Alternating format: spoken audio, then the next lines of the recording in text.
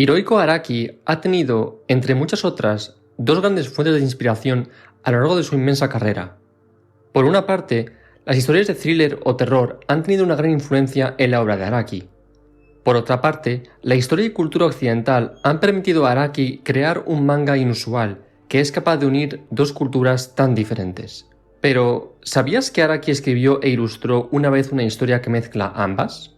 Hablo de Winchester Mystery House, una de las historias pertenecientes a The Lives of Eccentrics, una obra que explora la vida de 6 personajes a la vez ilustres y con una vida bastante bizarra. Yo no conocía esta apasionante historia. Si ahora la conozco, es gracias al trabajo de Stairway to VF, que se encarga de traducir al francés la obra de Araki. Estoy seguro de que hay versiones en inglés o en español, pero esta estaba en buena calidad y es la primera que encontré.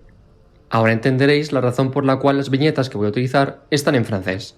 Como hace unos días fue Halloween, he querido traeros al canal esta historia espeluznante, inquietante, pero también desgarradora y desoladora.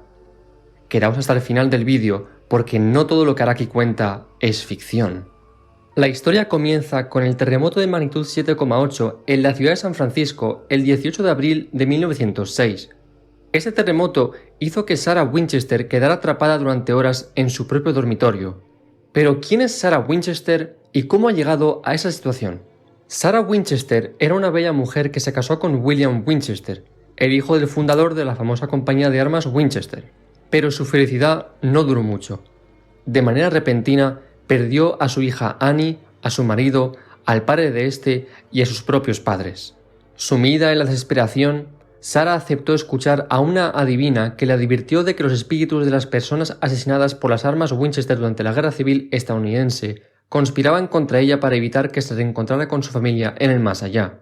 Para evitar esto, la adivina le propuso construir una mansión laberíntica en la zona más occidental del país. Sarah, decidida a salvarse, decidió construir una mansión de dimensiones faraónicas en San José, en California. 160 habitaciones, 2000 puertas, 10.000 ventanas.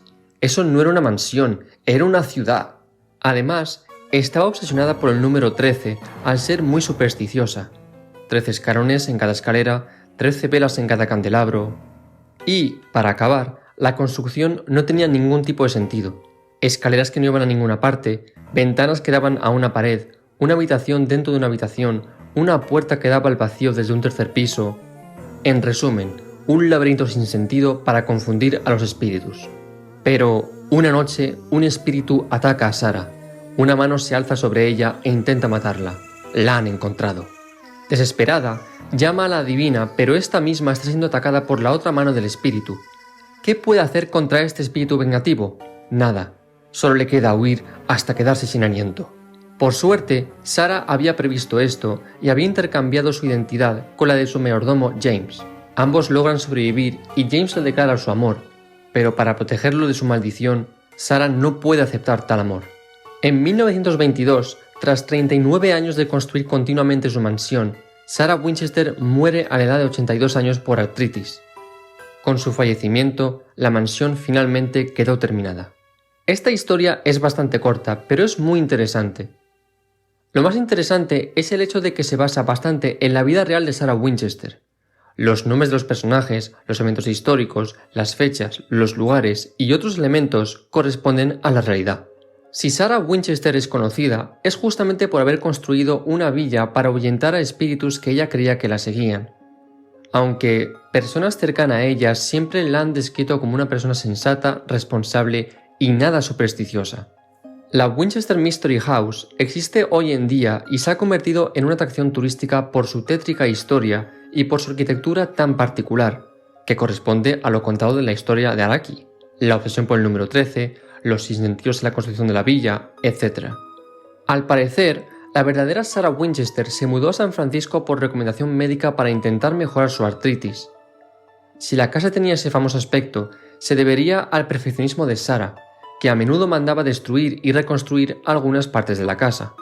Sea o no verdad, la trágica historia de Sarah Winchester tiene también un tono melancólico y bello. La casa es un símbolo de ese amor eterno de Sarah hacia su familia.